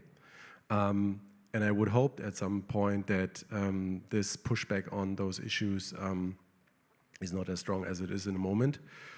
For the German government, I really hope that they understand as soon as possible that accountability is actually, or the field of accountability, environmental and social standards, is a way to build trust and rebuild trust internationally, but also within the own population, not only for development as such, but also as a trustful partner.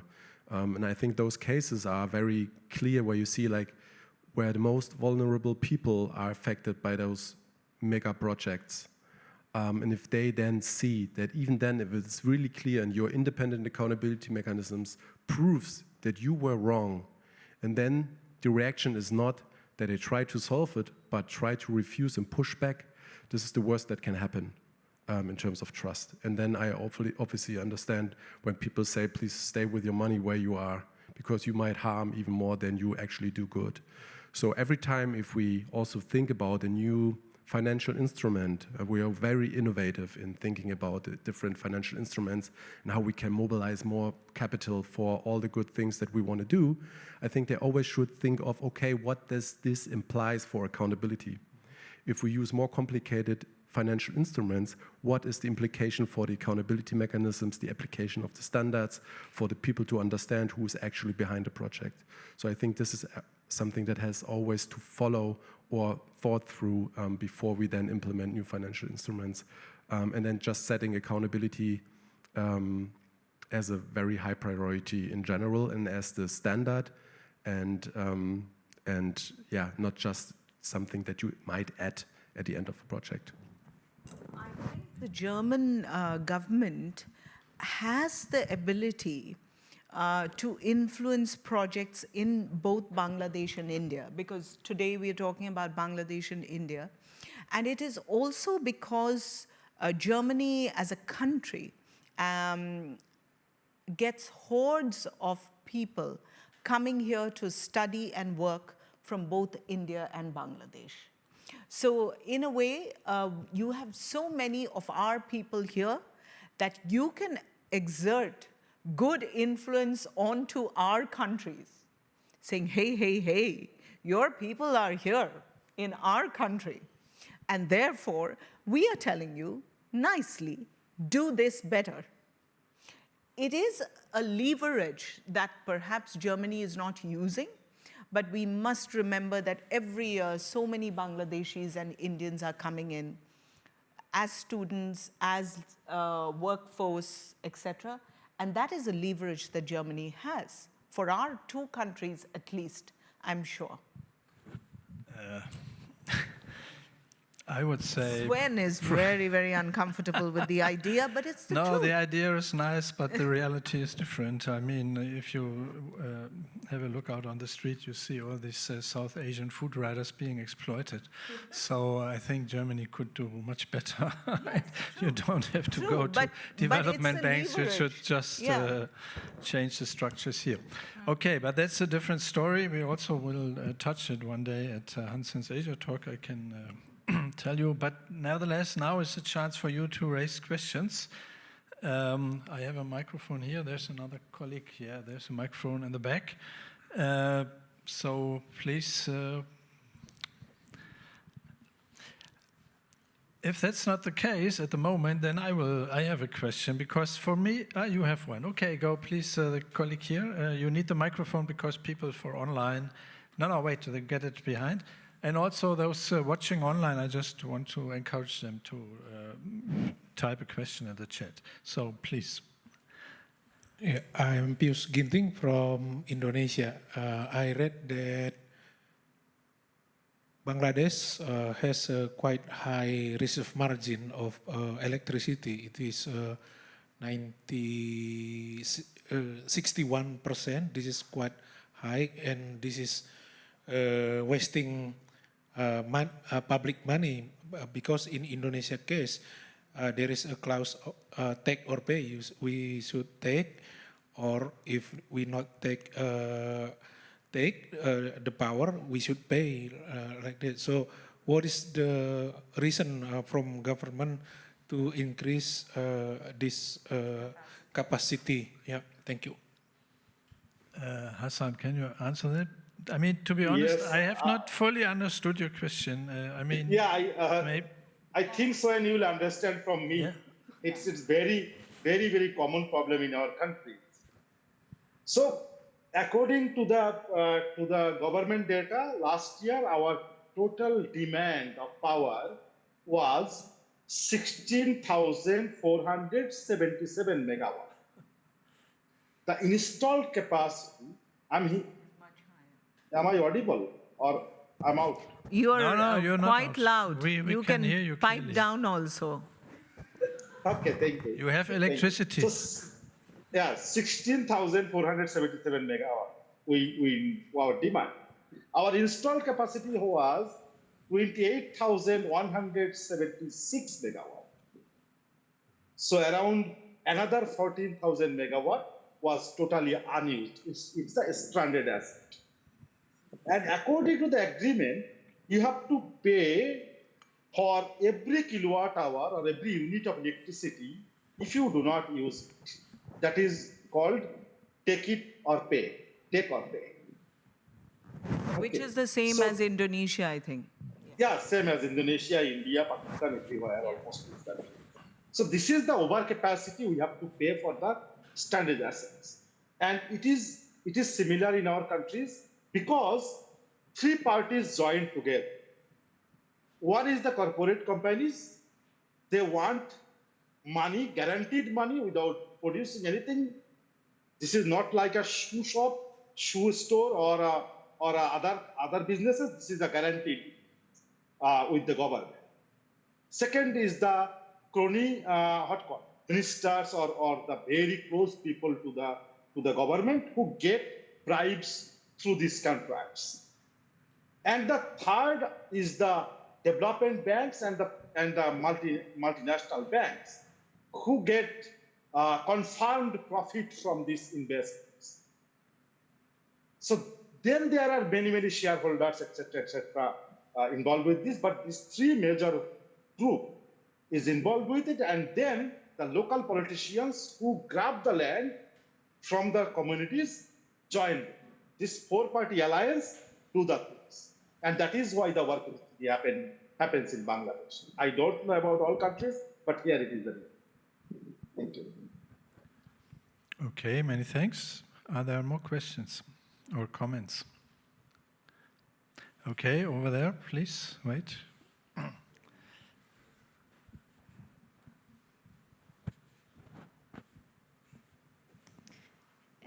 Yeah,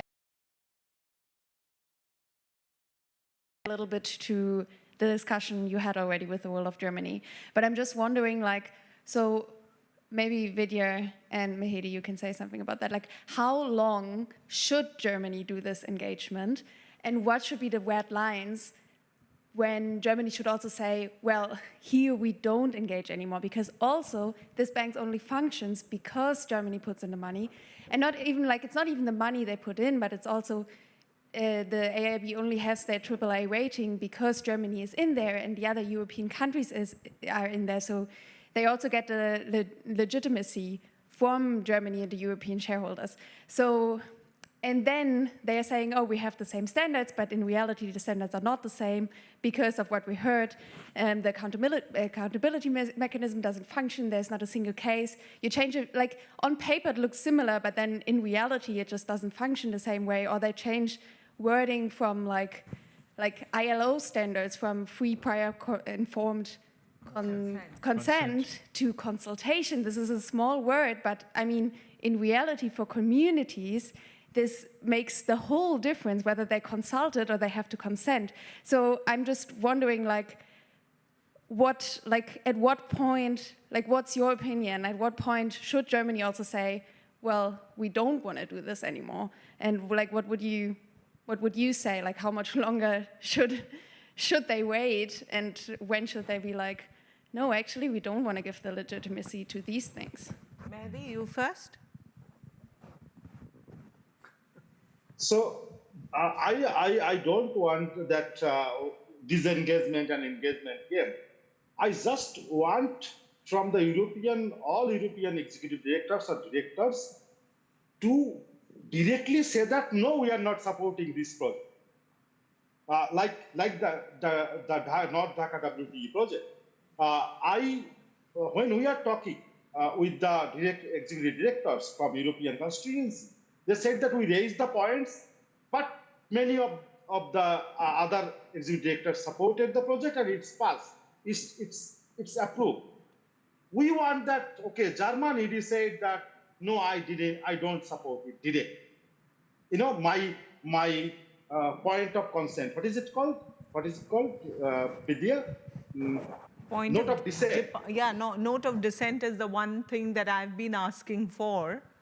But Mehedi, when we spoke with the ex-World Bank person the other day, if you remember, and those of you who were not in the room that day, he was like, in multilateral banks like this, things don't work like that. Because I was saying this, you should put in a note of dissent, you should draw the line, you should dig your heels in. I said all of this, I remember. But he said it doesn't work like that. It's consensus building within shareholders, so you don't sort of deflect and deviate so hard. So this is what they are saying is the reality of the shareholders' meeting room. So yes, Mehedi, back to you. I'm playing devil's advocate. You know, there are some national policies Germany has. There are some national policies European Union has. So if it goes beyond that or below that standard, it should be no go. It should be non-negotiable point. So when you negotiate, even when it is not meeting the standard of European Union or Germany, that is the problem with the whole thing. I have no word like that. I don't know what is the word actual, but that is the problem. So my question to those in the room is, do you think Germany is, less able and less powerful because it is part of the EU? Because what we heard from the ED, the German ED, was when it came to the ADB saying yes to nuclear power and opening the door, they said, yes, we are completely against it. Germany is completely against it. But the French and even Sweden, etc. So do you feel that you are less powerful because you're part of the EU? No. It makes things complicated in certain areas, obviously, the consensus building. And it's exactly the case that you have mentioned, that, obviously if every country, for every project where they feel like, oh, we don't agree, would vote against a certain project, obviously then the next project comes in and then someone else will vote against it. So it would make the system dysfunctional. I think this is what was said the other day. But still, I would hope that at least, as Mehedi has mentioned, there needs to be a red line still. Even though you want to strengthen multilateralism, you want to build consensus, but there needs to be a red line where you can clearly say, as a shareholder, because you have agreed to certain standards, we can't go below this line. And if the standards are clearly below the national standards, for example, or if we see clear violations and the unwillingness of implementers, for example, to react to what the mechanism is bringing to them or whatever, then we have to stand up and be against it. So then why isn't German civil society telling E.D. Fischer that, when it comes to nuclear, the German government should not be saying yes. You can say that my government does not allow me to say yes. And why don't you move against Fischer, have a campaign, ask him to step down? You've let down the German people. So really, if the German ED has to say anything or draw the red line, dig his heels in, it's the German people who need to ensure it happens. So it really begins with you guys. Yes, I think I feel like I'm talking for the German government here now. It's interesting, actually. No, but I think especially in that question, Germany plays a major role because Germany is very isolated globally in that question. And if Germany, for example, for that question would step out, basically the rest of the banks would just move forward. So I think the problem is not Germany here in that context, in context of nuclear. It's the rest of the world. Is basically the rest of the world, I would say, yes. So in that context, yes, there's a question coming from there, but to answer your question, Mehedi, for me, I would say I prefer Germany remains within the shareholders because, maybe they didn't hold the line when it came to the nuclear question. But tomorrow, we may be able to make an iconic case out that they cannot help but say, oh, yes, this we cannot be part of. So there's at least hope. And I think, like I said before, it depends on German CSOs and the German people to put pressure. He should not feel that it's only me and my government that I'm acting for, but the German people are watching what I'm saying, are reporting in the press, are making reels about it, and making fun of me. I mean, people don't like being insulted on social media. Please go out and insult somebody who's insulted the German ethic, you know? Okay, but sorry, you have a question or something. Yeah. And that will be the last question, I would say.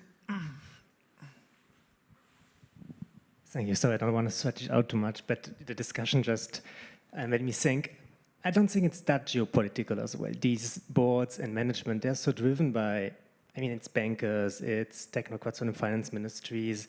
Management has a lot of influence because boards are consensus-driven, so they always have the initiative, and the World Bank management comes from 8 universities in the US. They think very similarly, they have the same incentives, the same view of the world. It begins there as well. It's not so much that the French are pro-nuclear and the Germans not. They all believe, or in this fair, we all believe in a very similar view of the economy. And obviously it has been challenged. It's been challenged by CSOs, by the academia, but I think that's where you have to continue as well.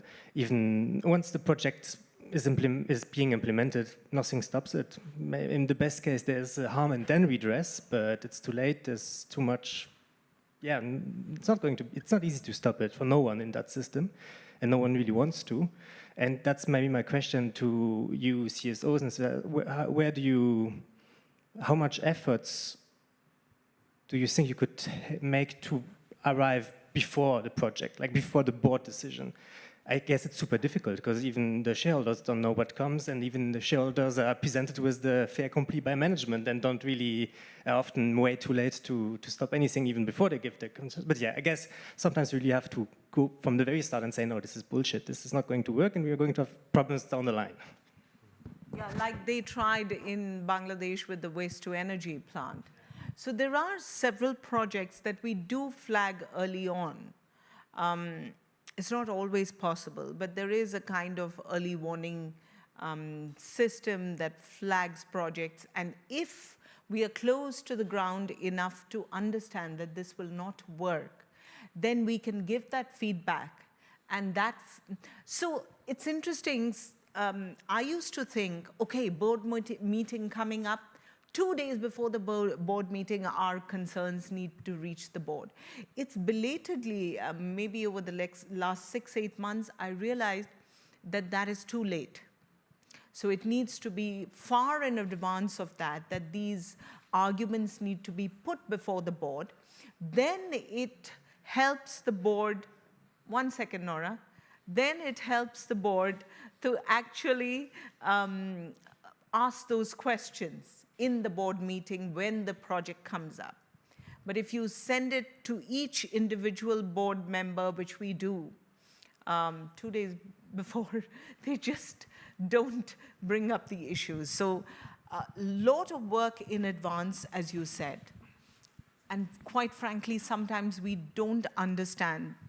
This is the blurb, this is the project data sheet. There's not enough information in the project data documents, and then we cannot say how it will play out on the ground. If I may add quickly, in going back to the establishment of the inspection panel, at that time, development projects were mainly direct investment into big infrastructure. So it was rather easy to link harm on the local level with investment and with the institution that is responsible. Nowadays, as you have heard, all the banks, they work as a system, so they co-finance, they involve private investors, so it's highly complicated even to understand the financial chain of that, and it takes time already and probably a professionalized NGO to find out who's behind the project.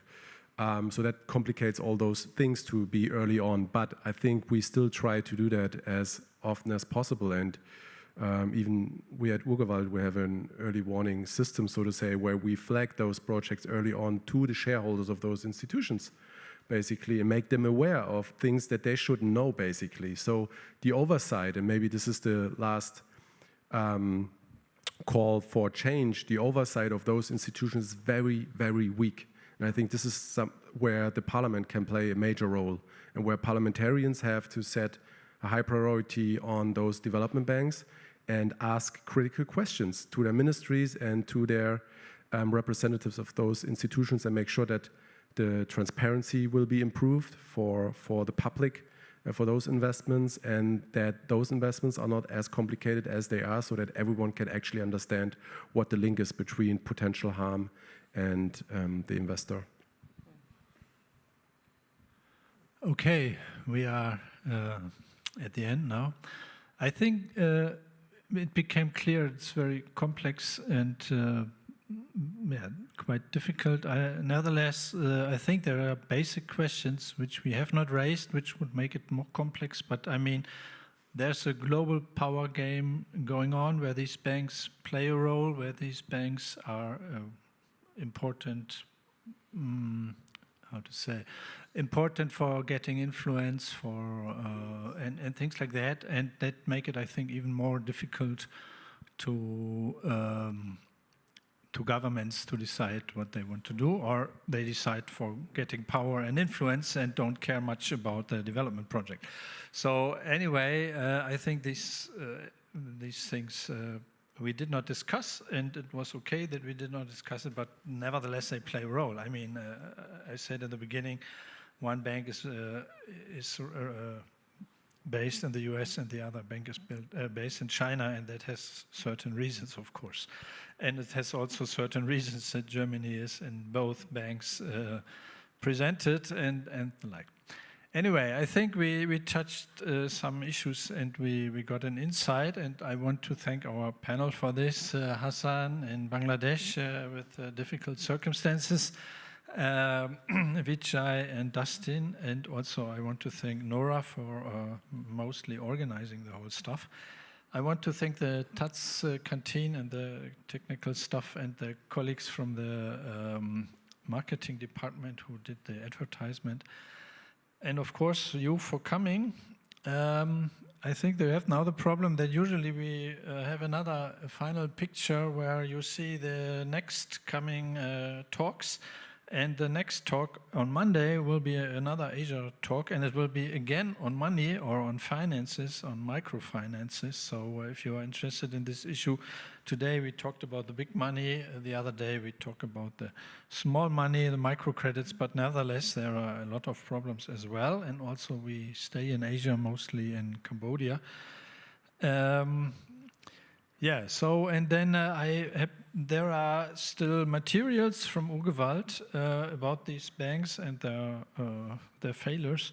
Also, there's a list for those who want to be put on my mailing list and get regular invitations to Asia talks.